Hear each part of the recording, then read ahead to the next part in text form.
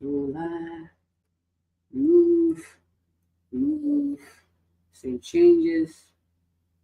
All right, we are live. Hello, everyone. How you doing? Happy Tuesday. Hello, everyone. All right, Dr. Olabintan here. Really excited to be doing this live with you on this beautiful Tuesday. If you are watching live, hashtag live. If you're watching replay, hashtag replay. And please do me a favor. If you could just tell me where you're watching from, that so I can give you a shout out and say what's up. So today we're going to talking about anti-bullying tips for your child. Anti-bullying tips for your child is going to be a good one. If you have a friend, someone who could use this conversation, please let them know. Send them the link. If you're watching on YouTube, you could do that as well and invite them. This conversation is very near and dear to my heart. As a primary care doctor, I get to talk to a lot of kids. I'm a big kid myself, so yeah. And so I've had patients come, tell me. I ask usually at a wellness visit for a child. I ask, do you have any bullies? Anybody bully you? And I also ask if they're bullies as well. And so I've had to have some really tough conversations with some of my children patients, telling me some of the struggles of going to school and bullying verbally, physically, emotionally, and all the like. So we're going to talk about tips on helping our kids thrive. Yay, this season and other seasons. So while we wait for our guests, if you're watching live, hashtag live, let me see.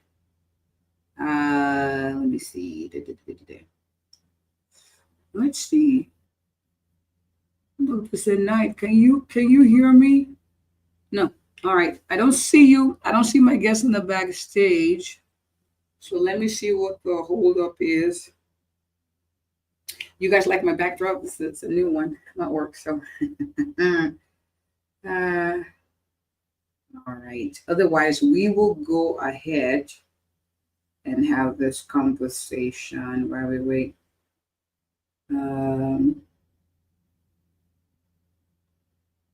Okay.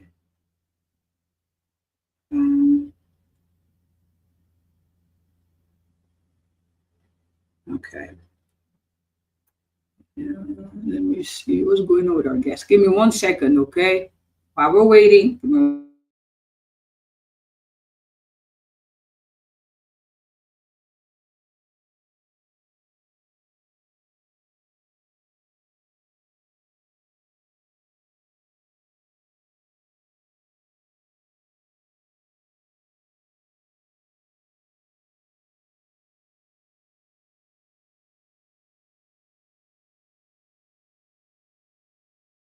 In the meantime, how many of you have been bullied, by the way? Shoot, I remember my bully. I called him my bully. Yeah. How many of you have been bullied before? Hi, Maria. Good to see you. Yes, I've been bullied before. I know what it felt like to feel like, very afraid to go to school. And, it's so interesting. Years after, I would have a conversation with him and say, hey, why were you so mean to me? And he's like, oh, because I liked you. I'm like, really? You made my life. Oh my gosh, you made my life kind of tough. And I was kind of smallish in stature. And so, in fact, one of my nicknames was small, and he would, he just liked to reign terror on me. He would come sit next to me and just say words. And he was also my neighbor, so that made it worse. I can't tell you some of the things he did because it's really kind of embarrassing. But he did apologize many years later. I'm thankful for the grace to not let that get to me. But I'm very passionate about this conversation so we don't allow people to take advantage of our kids. And instead, we empower them to stand up for themselves against bullies, be it verbal or physical. And so these conversations are important. And it's important for us to define what a bully is, and so we can help our kids recognize them. Bullying is part of, they say it's part of growing up, but there's just some extremes that we need to address. All right, so yeah. So I'm looking forward to my guests coming on. Otherwise, I'm gonna technical issue. Okay, all right. So, so how many of you have been? Would you say have been bullied before? Am I the only one? How many of you been bullied? Type it in the comments. Yeah, bullying is much more than play. You tease someone a little bit, but it can affect our kids' confidence and mental health and overall well-being. So, but how many of you have been bullied before? No one, just me. Okay, that's all right. All right. So while we're waiting, I'm going to talk a little bit about our guest. Our guest is Dr. Senait Adebo. This is the second time she's coming on, and she is a pediatrician, and she's also being named Texas Super Doctor. She's actually in Sugar Land, so Houston area, not so far from here, with Missouri City. Oh, I thought that was close to it. Anyway, never mind. So she's in Texas, okay? So yay. So some of you can actually get to see her if you need to. And we're going to be talking about anti-bullying tips for your child. And the first question is how, as parents, we can identify bullying in our kids. Let me see if she's able to join now. Okay. All right. How do we identify bullying? That's our first question. So while we're waiting for our guests, I will go ahead and answer the question. So when we know our children, right? We see them. We see the things that make them happy. We see the things that make them sad. When you start to notice that your child is acting a little bit differently, starts to get a little nervous about going to school, things they tend to enjoy, they don't enjoy anymore. The demeanor is a little different. They seem a little pulled back, reserved. Then it's important to start having conversations. Okay, what's really going on with you? Ooh, our guest is here. Okay. Well, she was here. Okay. Sorry, my viewers. And so it's really important to have these conversations, and the ironic thing, sometimes because we're so busy or we make assumptions that my child seems confident, my child can defend themselves, or bullying is a natural rites of passage, sometimes we may avoid or evade the conversation. But as you observe your kids, ask questions. How was school? Good. What made school good? Oh, it was rough. What made it rough? Start to tease out conversations. Ask them, how was school? And not expect just the one line answers, because good is easy, right? How was school? Good. How are your friends? Good. Okay, what made it good? Oh, it was good because someone stood up for me. Okay, why does someone need to stand up for you? That's how conversations start. Or it was meh. What made it meh? Let's get curious about children's lives. All right, looks like our guest is here. All right. Are we ready? Hi, Daphne. Yes, sorry about the technical issue. All of a sudden, the internet stopped working and it kept spinning.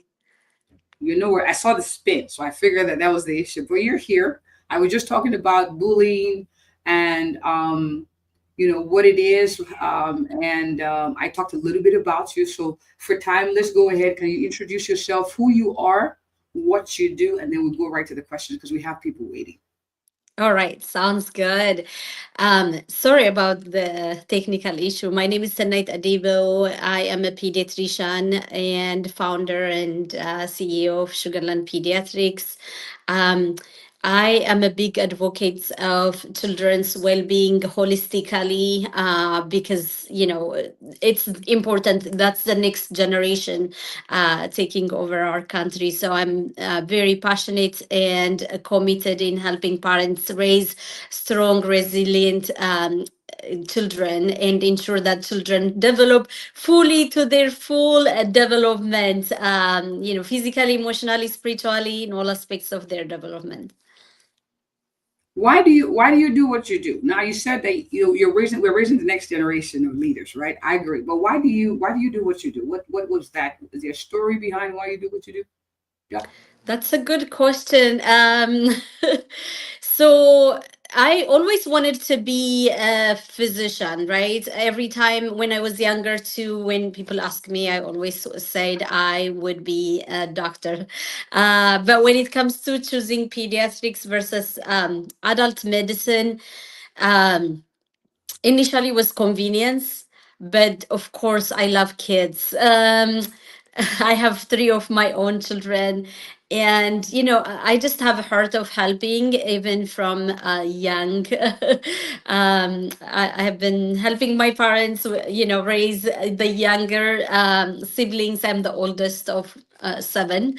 And Wow. so but once I got into pediatrics and I have my own children, it's such a joy to work with children. They're so innocent. And the best part is seeing parents babies when they were just born, and seeing their development evolution. It gives me pleasure, and I love supporting parents to ensure that they are comfortable, and provide them all the resources they need to raise a strong next generation. I love it. And it's just a pleasure. I love it. So let's talk about bullying. What is bullying, Dr. Senai? What are the different types of bullying, and how can parents identify bullying? Did you hear my question? Yeah, so bullying, but- yes, I did. Okay. Yes, I did. So bullying can have different forms. So it can be physical, like hitting, pushing, damaging resources and things. And it's just doing things to somebody that creates harm. It can be emotional harm. So there are different forms, such as, like I said, the physical bullying, hitting, pushing, damaging resources, and then verbal, name calling, insulting, threats. And then there may be social bullying as well, where kids may be spreading rumors. They may exclude the child. And nowadays we have the cyberbullying, which in the internet era, uh, and online harassment and hurtful messages and things like that. Did I Yeah, and answer your question, yes, you did. But how do parents Dr. know if Tolu? they're? Yeah, I can hear you. Can you Oh, hear me? Oh boy. Okay. yes, yes, Now you can hear me. yes. Okay. I think there's a little bit of a delay. Yes. Okay. So how do parents know when the kids are being bullied, especially the child who's quiet and the Yeah, I parents can hear really you listen? really well, Dr. Tolu. Okay. So my question to you is There's a delay. I'm sorry. okay. Um, all right. I guess it's having some Mm. technical issues, man. All right. I'm Oh, not sure how we're gonna do this, but let's try. Can you hear me? mm, Can you hear me? sorry. No? Okay. All right. Oh, sorry. You came back. I think, Dr. Tolu. Let's see. I think you came back. And this is such an important topic. I am not happy, but man. Okay. So Dr. Senait, see if you can step out and step back in, maybe use your phone instead for this because I can't hear you right now. And this is a very important topic. And so we're going to go ahead and answer the rest of the questions while I'm waiting for you. I don't know if you can hear me. All right. So, how can parents identify them? How can parents? Okay. Ah, All right.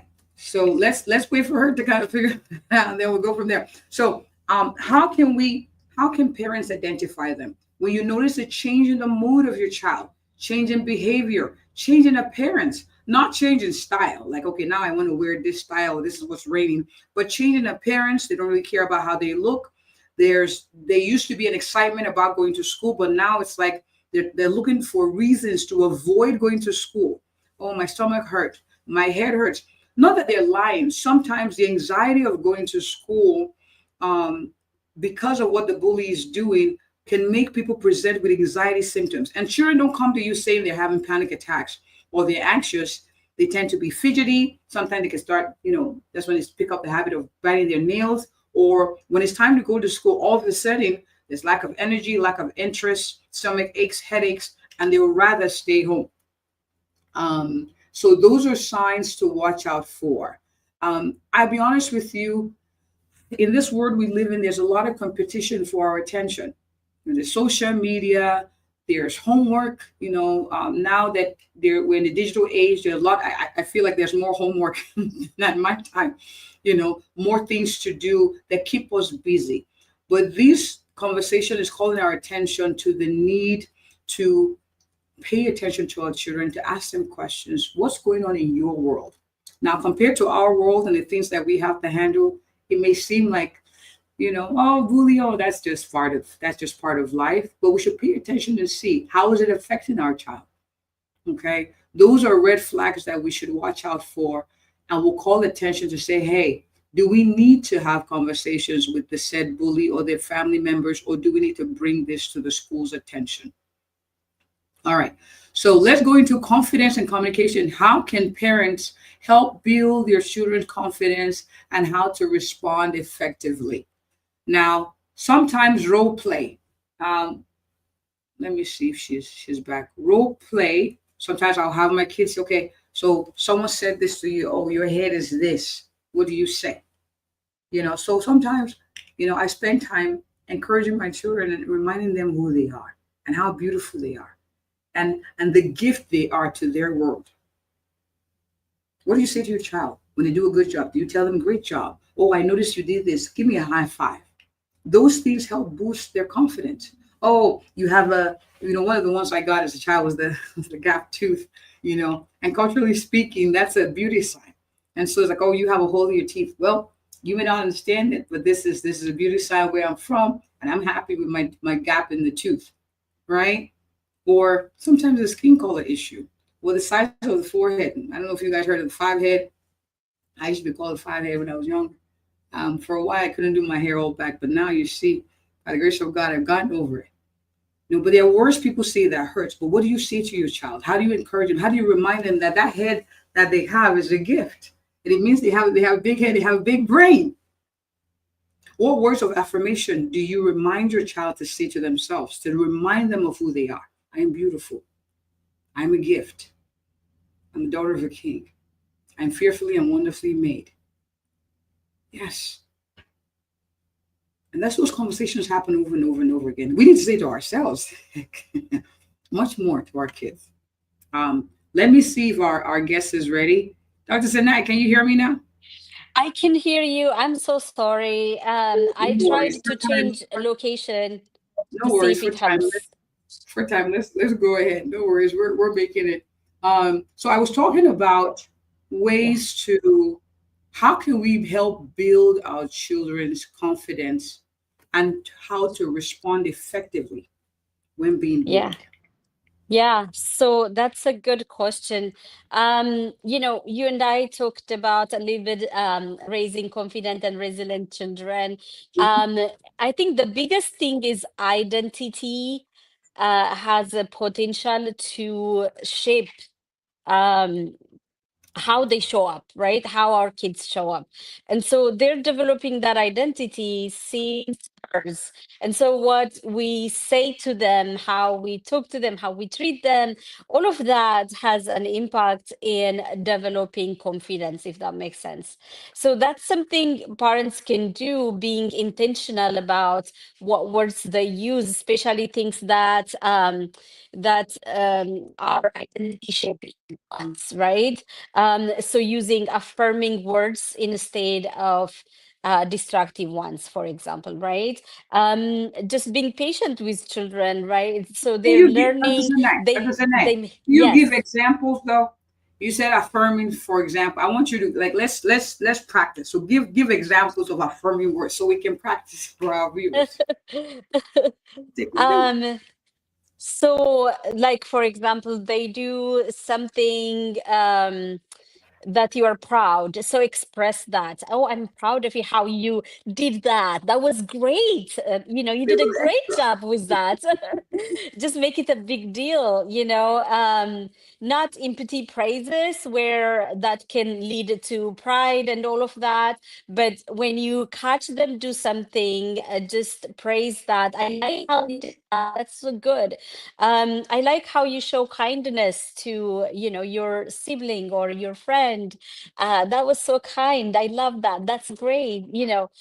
So just being intentional about the words we use and affirming words we use, and kind of linking it to activity and action they're doing or who they are being and how they're showing up. Because all the words do have a, a potential to shape their identity, if that makes sense. That would be the opposite would be the same. So like for example, if our child spills something and you tell them you're clumsy, you are, Mm, so mm. they're gonna grow up with that identity. Especially, this is, my biggest passion that I want to teach parents is that, especially children under the age of 7, anything they are told, they take it as literal, because Mm. the prefrontal cortex, that's rational brain, is not mature. They are more like emotional subconscious mind until the age of 7, and so they're absorbing everything they're being told, and that shapes their identity, if that makes sense. And so being Yes, intentional. yes, it does. I like that you said not empty praises. So we're not saying, "Oh, you're the smartest kid in the world." Not empty praises, but we're intentional about rewarding good or giving feedback about good behavior. What I heard too, Dr. Senai, is that we should be a little extra with our kids. So when they do Yeah. well, throw a little, yeah, that's my boy, that's my girl. Like be and the truth is sometimes the feedback may not be like it may be what's up with you, but you could see them smile. You could see them like they like Yeah, it. Okay. So exactly. follow those cues because sometimes my kids are like, yeah, mom, you're too extra, but I can see the joy. I can see the so let's keep it up and be Yeah, careful with yeah. our words. Give us a few more of example if you are okay, Dr. Tolu. Yes, please. How you make it Yes, a please. big deal. Yes, yes, Yeah. please. Oh, I Other thought you example. were going to give us, if that's okay, because So sometimes it's like, oh my gosh, you did that. Like, because the natural bent is to say, I've told you not to do this. You keep doing it all the time. Don't do it. But when they do it, it's like that's normal. We normalize it that, yeah, that's what you're expected to do. No, you look because when you praise them, you encourage that same behavior. And then sometimes exactly. it's, asking for their opinion, like, oh, what do you think? And then other things that I found that also help is allowing them some decision making within the confines of what we permit. So, for instance, I'm big on eating healthy. So, I'll have healthier options and say, okay, what do you want? It helps Hmm. boost your confidence because you're able to make decisions. The This is choices, right? Yeah, yeah, yeah. absolutely. Yeah, no, that's a good point. Right. You know, Yeah, go ahead. I'm going to say, let's talk a little bit about teachers and schools in preventing bullying.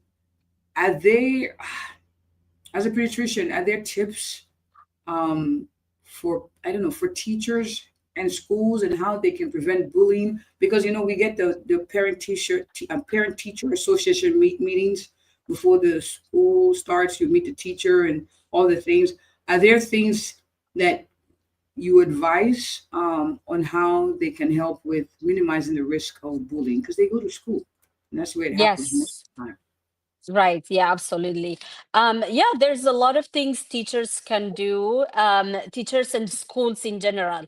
Having a zero tolerance policy is one of the things, for example, and talking to kids about bullying, so that there's open communication. And if there's one, to report it, encouraging children to come over and talking about it. You know what I mean? If we're hiding and we don't talk about it, kids may not be comfortable coming in talking to the teacher or the parents. So the same way, at home and at school, open communication, judgment free zone, and encouraging kids to come up to share, zero bullying tolerance policies, and then teaching kids, empathy, kindness, in, starting from kindergarten or younger. We can start, teaching them all of that, if that makes sense. Yes, it does. Now, Dr. Senait, what about the kid who comes and says, "But I don't want to be a toddler"? They're Mhm. gonna call me. How many of you watching can relate to that? Where your kid says, "Oh, well, if you call me, you're gonna be extra in school," and then they're gonna say, "I'm a toddler," and then it affects. What do you say to that? Mhm. So can you explain that a little bit more? What does toddler mean? Like a Sorry. tattle, like to tattle. Your big baby. You tell on, like, when you tell or tattle or tell on. You go report a kid for bullying. Then everyone's like, "Oh, you're such a big baby. You have to go tell mommy and daddy." So they feel like, oh, they don't want the shame of being the one that brought the parent into the situation. Ah, yes. What are your thoughts on No, that? so that's a good point. Sometimes even the bully may threaten the child from speaking up, or telling the teacher or the parents about this. But having like that open conversation, and encouraging the child as a parent, for example, to let them know that it's okay to share. They may say, do not speak for their own benefit, so that they can keep bullying and all of that, Mhm, right? mhm, So just making, reassuring them that there's not going to be consequence. They may threaten them with consequences and things like that, but just encouraging them that it won't be, if that makes sense. And the teachers can do the same thing too, right? mhm. Yeah. Unless you have other ideas. And the truth is also is that that's what the bully wants the bullyee. The bullier wants the bullyee to know or to think that, oh, if you tell, then that's part of the power they're trying to wield. So we're teaching and we're reinforcing that that's not true. The bully thinks they have power. They want you to think they have power over you, but they don't. And this is what we're Yes. going to correct. All right. Right. This is what we're going to Yes. correct. Um, Right. Yeah. Yeah, absolutely. And then just the other things too, like the what we want is emotional response from the child, right? And so just teaching them all of the things, such as staying calm, confident when that happened.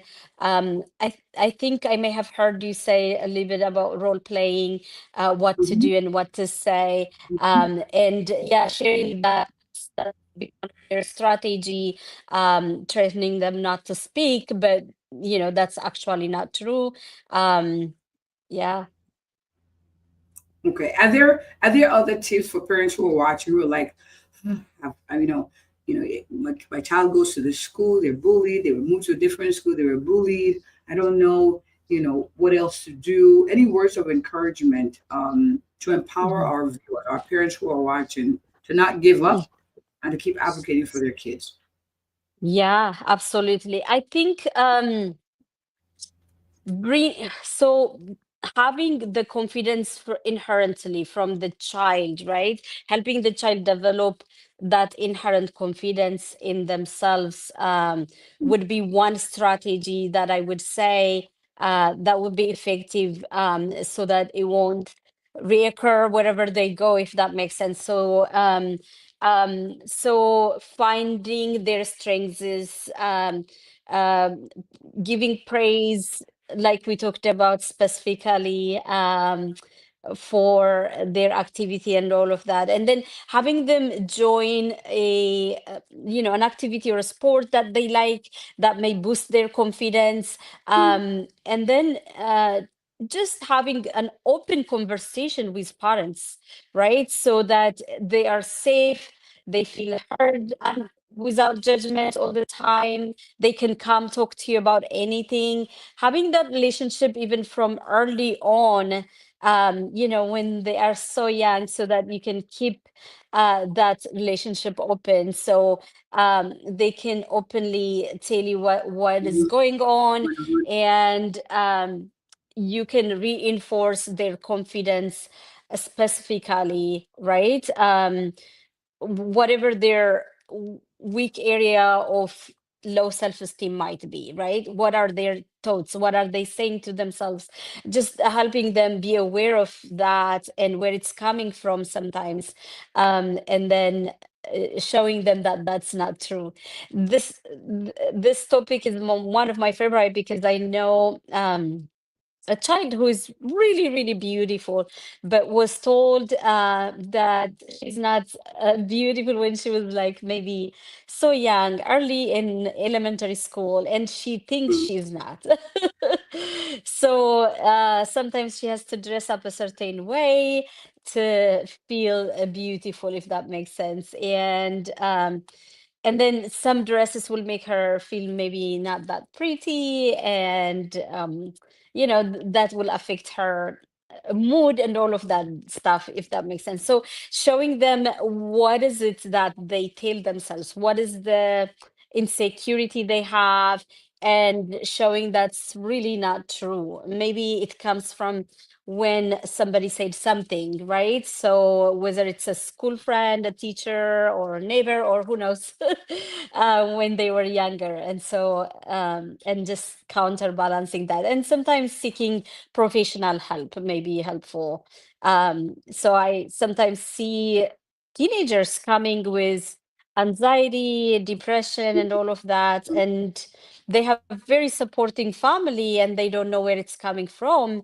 And when we speak and dive deeper, we find that someone has said some hurtful things when they were really young, and that has stayed in, and they haven't processed it, talked about it, but it kind of has been affecting their um, self-esteem and their security, if that makes sense. Yes, that does. And what I'm hearing a lot is conversations need to happen over and over again. Conversations over confidence, conversation over debunking some of the crap they've heard out there and say, no, that's not Mm-hmm, true. What I see mm-hmm, is this. What I see is that. mm-hmm, Reminding them who they are. Because the truth is, you know, the world, mean people exist. People who say things, sometimes not even knowingly, mm-hmm, but we're talking about bullies here, but people will say words that hurt and across the heart sometimes. And so the power in our mouth to correct, to reverse, and to empower our kids is there. So we have a say. We have a say in it. So and it's all in how we talk about it. Now, for someone who's watching as we wrap up, who's like, oh man, sounds like more work. I'm already busy. I don't have time. Where do I schedule time to have conversations? Any quick tips on when these conversations can happen? Um, any tips for the parent, the busy yeah. parent? Yes, that's a very good point. Um, Yeah, I would say find the time, whether it's on a car ride, going to school, coming back to school, or, driving them to their activities. Just find a moment to connect, whether it's 5 minutes or 10 minutes with your child, maybe before bedtime. Mm, Just take that 5, 10 minutes, and just being intentional about that connection. I talk a lot about, when we fulfill kids' need, they're less likely to misbehave, right? Starting from very young until, teenage and stuff. So kids have two important emotional needs that needs to be fulfilled every time from parents and caregivers. The first one is a need for parents' undivided attention, full attention. Sometimes you may have multiple children and you are busy. You think you're spending a lot of time, but maybe lacking quality time, right? So where your attention is fully on your child, one on one, with doesn't have to be too long sometimes, 5-10 minutes, deeper connection. You want to create that deeper connection and start that early on. Make it a habit and be intentional about it. Sometimes if you're not intentional, life will be happening, life will be lifing, and you know they get to high school and college before you know it, right? They do grow so fast. So that's one need they have, and just being intentional about that attention and connection, emotional bonding. The second one is their need for power and the sense of control of their environments. And so, like you were saying earlier, giving them options, right? We most of the time as parents, we are telling them, do this, do that, don't do that, especially toddlers, younger kids. We are constantly telling them things, but giving them options sometimes. And for toddlers, for example, I would say, instead of keep telling them, don't touch that, don't do that, and being like a helicopter parent, create an open area where they can freely go around, play freely, if that makes sense. And so, did I answer your question? I could Yes, you talk did. forever on these Yes, you topics, but did. Yes, you did. Yes, you did. The need for power and the need for quality time and affection. And I like how you said sometimes it feels like we're spending a lot of time with them. Is the intentionality that makes the difference. So where we maximize the time, the car rides, dinner prepping is a good one, and then bedtime. Just asking them, and you can lay on the bed too. It doesn't have to be you hovering over them. You can lay in the bed too. And how was your day? Anything you want to share with me? Few minutes. Mhm. Those are lasting um, um, memories too, and you can Yeah. uncover a lot of things. So, yes, Yes, thank you so much, absolutely. Doc, for doing this, even with the technical difficulty. Thank you for hanging in there. Um, Sorry, guys. I had to move several places. I don't know if it may have been the location that I was, no the worries. internet No, issue. Sorry about let's not take away that. from it. This was good. So, Doc, where can people find you? For people who are watching, who are like, this was good. I want to get more information from you, or Mhm, watch things, or read things that help me as a mom or a dad. mhm. Doc, where can people find you? Yeah, so that's a pretty good question. Before I go there, you mentioned about when you talk about the quality time and being intentional. Mhm. I wanted to say that sometimes, as parents, you are, working, you're taking care of the kids, and there are a lot of other demands on you too. And we talk about deeper connection, but sometimes your mind is somewhere on work or things you need to do. So, what I would say to a mom, a busy mom, or a parent that is listening is that first, fill your emotional bucket. You have to be well, you have to take care of Mhm. you first so that you can be fully present and be all that your children need you to be, if that makes sense. So, I always want to emphasize that do whatever fills your emotional cup, whether it's going out running or swimming or taking a nap, whatever it is, do that for you. And morning routine is my favorite thing, so that your day is set in stone, if that makes sense. So good. I just want to share that before I talk about where people can find me. Is that Thank you. okay? Thank you. Yeah. All right. So you can find me on the best way would be our website, sugarlandpediatricstx.com. We'll be sure to leave our links on the comment below too. So yeah, there we go, sugarlandpediatricstx.com. And you can find me on any of the social media platforms, Facebook, LinkedIn, IG, TikTok, as my name, Senait Adebo. And I actually have a parenting ebook that I recently wrote. If you go to any of my social media, you'll find it on the link tree. Okay. Go to my link tree and you will see that ebook over there too. And if you have questions about anything parenting, it's my passion.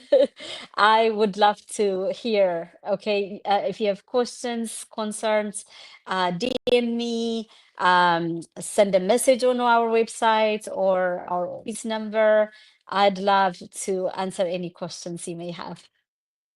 All right, awesome. Thank you so much, Doc, for coming. I appreciate you. And thanks to our viewers. Thank you for the likes, the hearts, the comments, and for hanging through even with the technical difficulties.